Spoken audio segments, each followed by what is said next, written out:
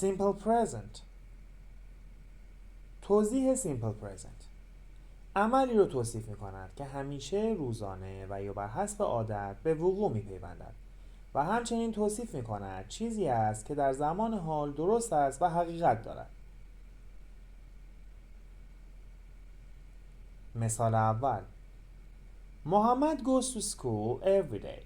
محمد هر روز به مدرسه می رود. در مثال اول رفتن به مدرسه عملی است که محمد به صورت روزانه انجام می دهد. مثال دوم Ali eats breakfast at 7 a.m. every day. علی هر روز ساعت 7 صبح صبحانه می خورد. در مثال دوم خوردن صبحانه عملی است که بر حسب عادت هر روز ساعت 7 صبح توسط علی اتفاق می افتد. مثال سوم I'm 19 years old. من 19 سال دارم.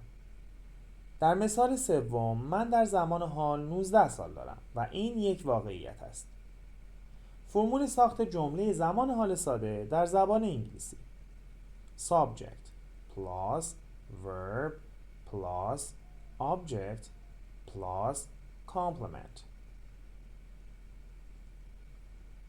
فاعل به اضافه فعل به اضافه مفعول به اضافه کامل کننده جمله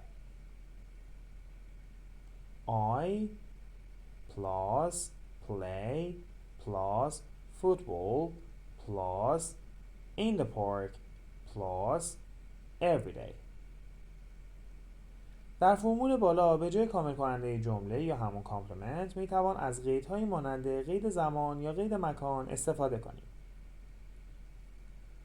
همونطور که ملاحظه می‌کنید برای ساختن زمان حال ساده کافی است که مصدر بدون تو یعنی خود فعل را بلافاصله بعد از فاعل در جمله به کار ببریم تا نمایانگر عملی باشد که به صورت کلی و بر حسب عادت انجام می‌گردد.